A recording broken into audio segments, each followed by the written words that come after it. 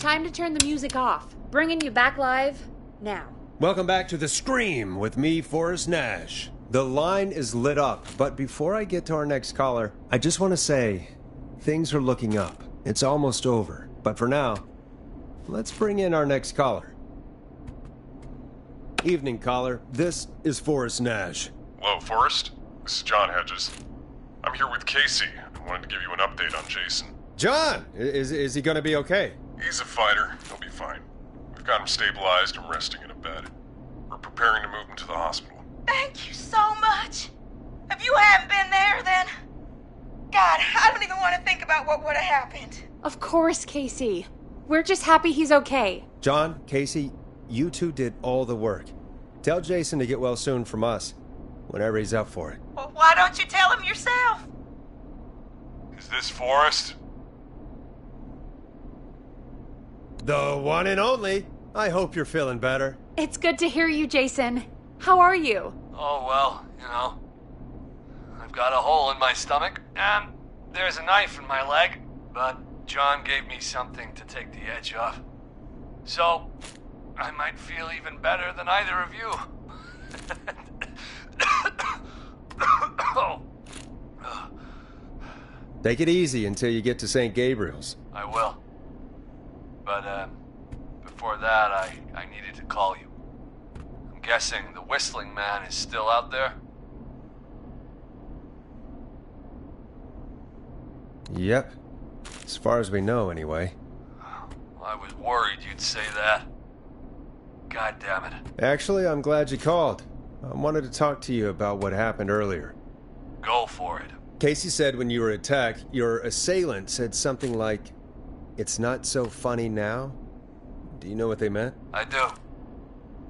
And I've heard that voice every day in my head for almost 20 years. Every day? Does the killer live in Gallows Creek? No. Not exactly. Hey, guys, I'm really sorry, but there's a call on the other line. I just need to make sure we don't have another situation brewing. You fill Jason in on what happened. I'll be right back. Forrest, have you ever heard of somebody called George Barrow? The boy who drowned? Sounds like everything's finally coming out now. It's been tough to hold it all in. Sounds like you've been holding back about something awful, Jason. I'm part of the reason my best friend is dead, Forrest. And the few who knew about it said if I ever said anything, I'd find myself in jail. For a long time. It was hell. And then the town just moved on. Like he'd never existed. Who killed George that night? Some of the guys on the football team had an idea for a way we could haze the newcomers. We decided to plan a party in the woods and have the Whistling Man crash it. It was stupid. We each had a role. I was the stabbed friend. At the party that night, I left the group for a second. Met our Whistling Man. Pretended to get stabbed in front of everyone. Started an almighty panic, those screams. That was the last time I saw or heard George alive. How did George die, Jason? I don't know. I was playing dead. But when I heard her scream... Her? Yeah. George's girl. Do you remember who she was? Yeah. He called her Bean. I heard her again tonight, Forrest. Her name was... What? What happened? Are we still on air? No, we're not. Seems like the power is completely gone. How do we get it back on? I don't, we can use the emergency generators down in the basement. Reggie picked it up a while ago in case we ever need to do an emergency broadcast. An emergency broadcast? Emergency? You know, nuclear war, alien attack, broadcasting a serial killer's location to the cops so we can end this nightmare. Fair point. It's in the storage area, in the far back corner, up on the wall. You might have spotted it earlier when you were digging around for all those tapes. It'll have a big red button. Just press that. I'll see you when you're back.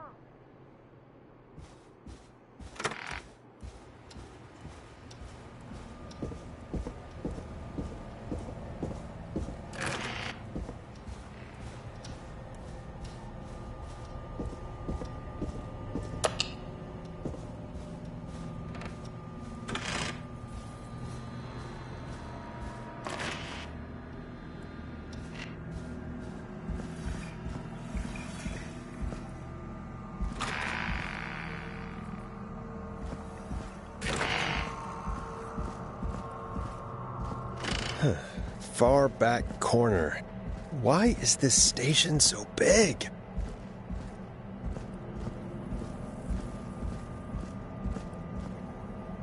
That must be it. Boom! We've got power!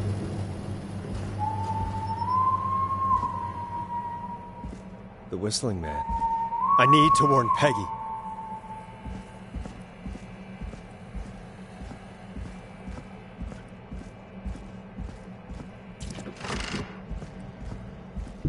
Peggy, are you there? Are you... Peggy! I need to get back upstairs.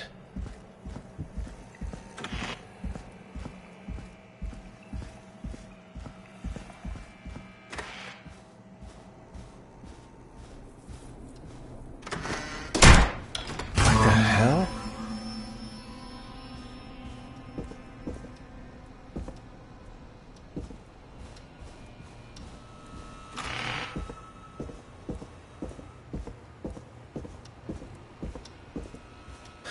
Oh no.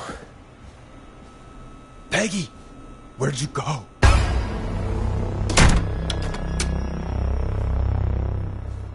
No way. This can't be happening. What the...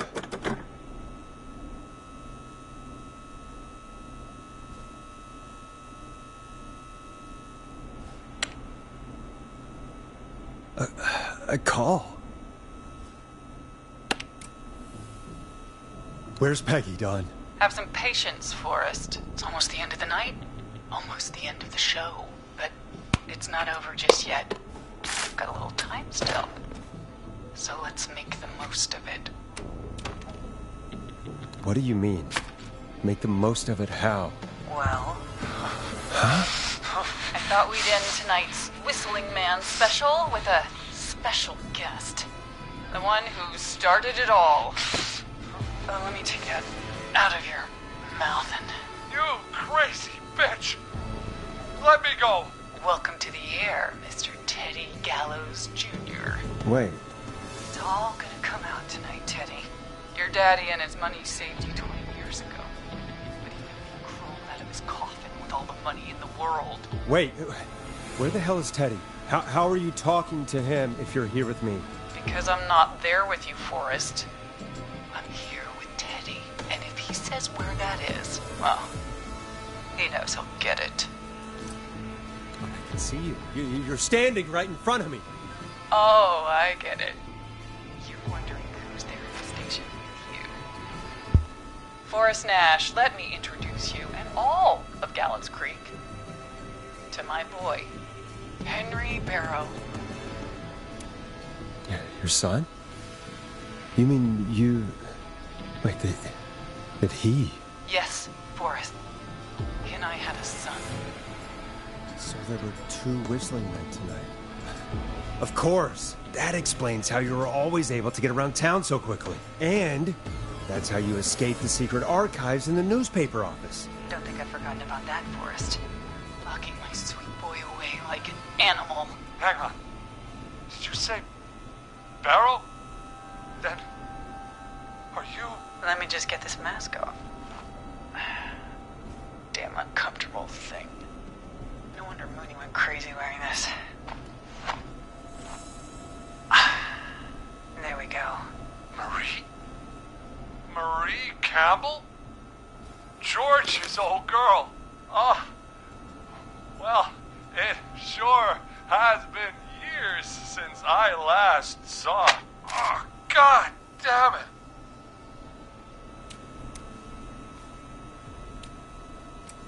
Where are you going with all of this?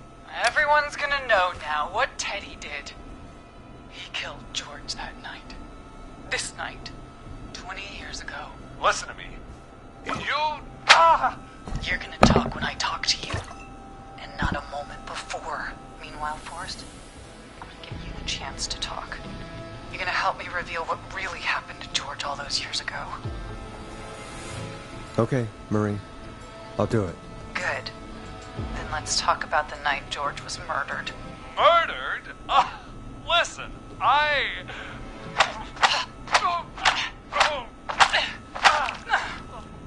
said you speak when you're spoken to. Now, I know you've done some good work tonight in piecing together what happened to George 20 years ago, and that's why I want you to interview us. Interview you? All right. I can do that. Thank you. I want you to help me and Teddy tell the story, Forrest. Do a good job. And hell, you might be the only one to leave here alive.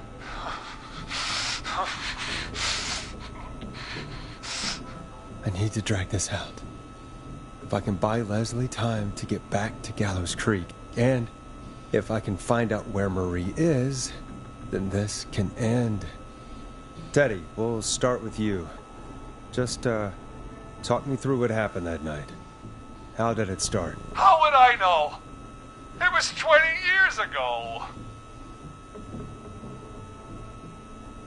Hit him again, Marie.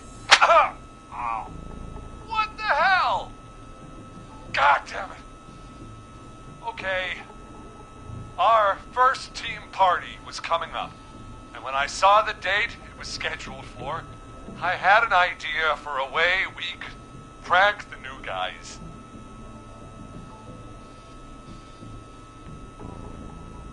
What made that night special? That was the night Mooney went missing. We couldn't pass it up. I was just surprised. No one had ever thought to do it before. Wait. You mean this was the first whistling night? Keep talking, Teddy. We went up near Whistling Point. God, who was there?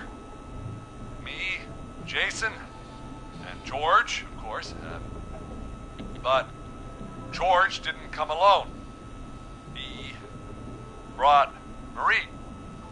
About midway through the night, we put the prank into action. We looked up at the trees and saw Jason there, bloody, like he'd just been stabbed. And the whistling man, screaming. George and I and Ricky, we got left behind. Wait. Ricky was there? Roller Ricky? He was. And he was in on the whole thing.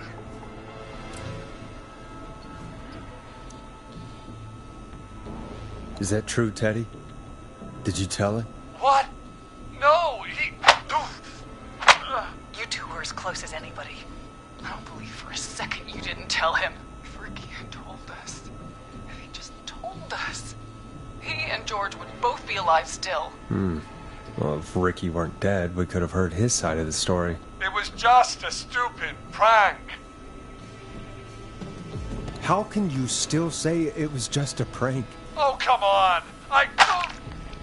God damn it. You made George think Jason had been murdered. He thought his best friend was dead. And so tonight you stabbed him for real? It's the role he wanted to play. Jason's still alive, Marie. He was with a friend. We talked her through how to stop the bleeding and got him professional help just in time. Oh. Well, shame he didn't have the good sense to die earlier. He's gonna regret that. Enough about him. Me and George took off running, but somehow we got separated in the woods. I ended up near the bottom of Whistling Point, and when I noticed George wasn't with me, I panicked. And then, I don't know how he snuck up on me, but the whistling man grabs me. I scream, and he starts laughing, telling me it's just a joke. I can stall for time here. How did you feel in that moment? I felt like nothing was real. I felt small and confused. confused. And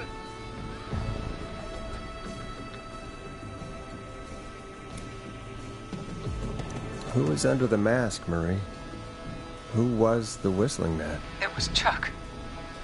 Chuck Brody. Laughing away. But then he stops. And he's looking up.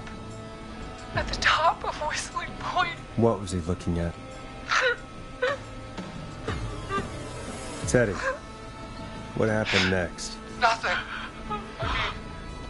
It was just Teddy? George fell off Whistling Point.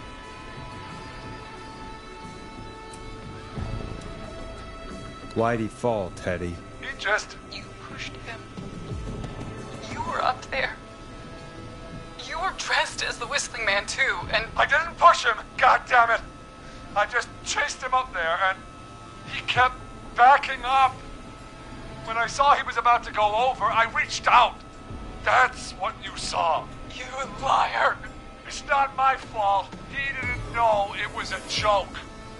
If he'd had any brains, he would have realized. You bitch. No one's going to believe this. After all you did.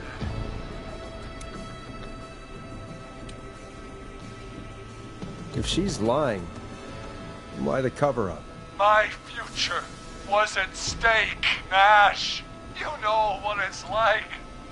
People like us are bred for bigger things. I'm going to be the mayor of this town, Forrest. And then governor. And then, who knows? What happened that night was tragic. It should never have happened. But it was a mistake. It was just a stupid joke gone wrong. So my father sent Clive out to clean it up. Why should a blip ruin my future? George was a blip? He wasn't a blip, Marie. His father covered it up from there.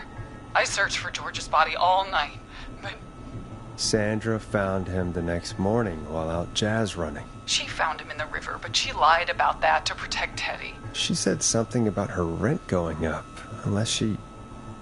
Teddy, did your father own Sandra Sharp's dance studio? It's Gallows Creek, not Sharp Creek.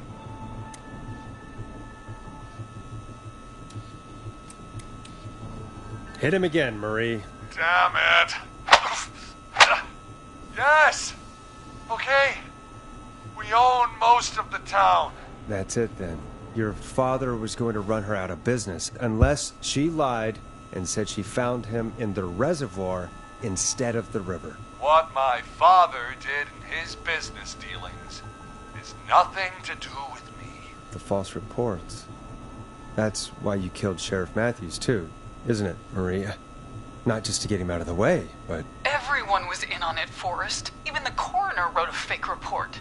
Said George was drinking, that he just got himself into trouble. And I saw. I'm sorry. For all it's worth, Virginia didn't have much of a choice. She had a sick sister whose treatments she couldn't afford. She played along with the gallows to save her sister's life. And her own. even still, she should have told the truth. I did my part. I tried everything I could think of. I even went to the newspaper, but no. That coward killed the story. We'll take care of Maurice Russell later. You've been through hell, Marie. I'm sorry. You've got no idea. It never should have started. He shouldn't have pushed my George off a cliff. He should have been punished. But it's coming to a stop. At least for now. Here, where George and I first met, before he joined the football team, was right after he shot the winning throw. Wait a sec. You're at the football field. Jesus Christ! Forrest, you idiot! We're in the gym at Gallows Creek High. I told you not to do that. Wait. He's dead too now, isn't he? He is. Anyway, I think that about wraps up the interview with Teddy. So, Marie? Where? Oh my god. Peggy! Teddy! Peggy, it's been so long since I've seen your face. I worried you wouldn't come.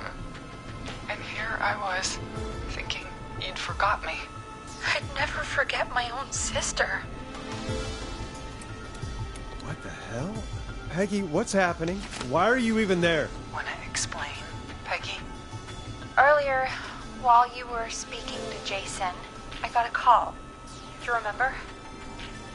Well, it was from Dawn. She said that my sister Marie was there that night George died, and that I should come to the gym for a reunion. And when you walked in, you found out. That my sister is the Whistling Man.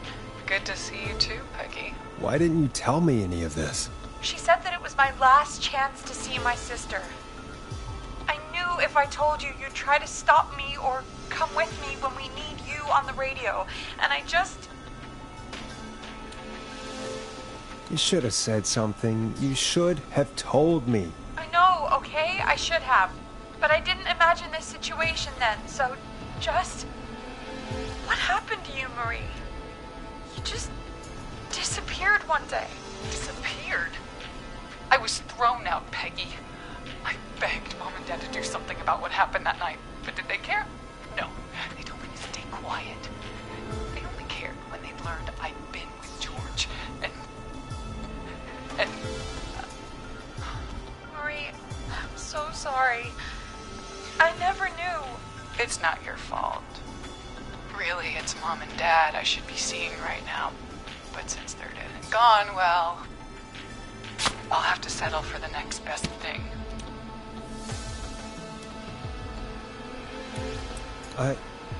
Wait. Is that why you went after that kid in the maze? Eugene Stein? Because his parents? That's right. Eugene's parents were there that night too. But they got themselves killed in a bus accident. And since only their child was left... Marie, please. Mom and Dad are gone, Peggy. Besides, you forgot me. Just like the rest. You forgot. Marie, Peggy never forgot about you. Keep your mouth shut. She kept a card from you. She kept it here on her desk. What card? The card you made me for my 8th birthday. What does it say then? Happy birthday, Peg. Now you're great and 8. Love, M.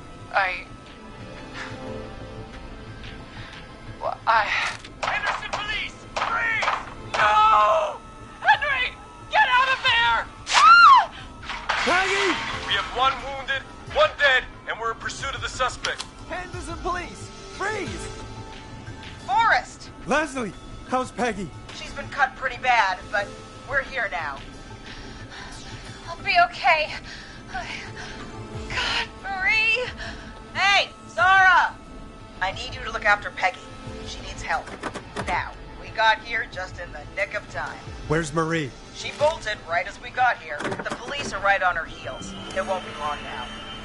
It's over, Forrest. Well, folks, it was a long night, but we made it through together. I'm gonna head off to go check on Peggy. This has been Forrest Nash.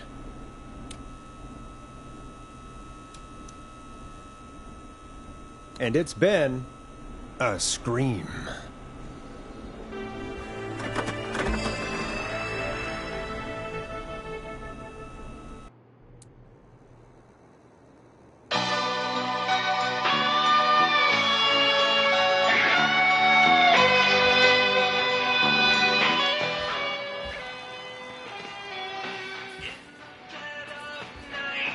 I can hear you calling for me, and there's nobody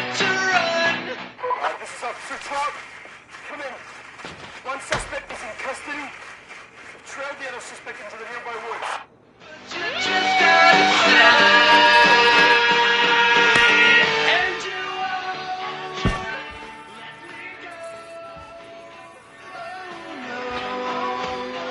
Here in the darkness, I've got this feeling. It's growing stronger inside of me. It's a killer frequency.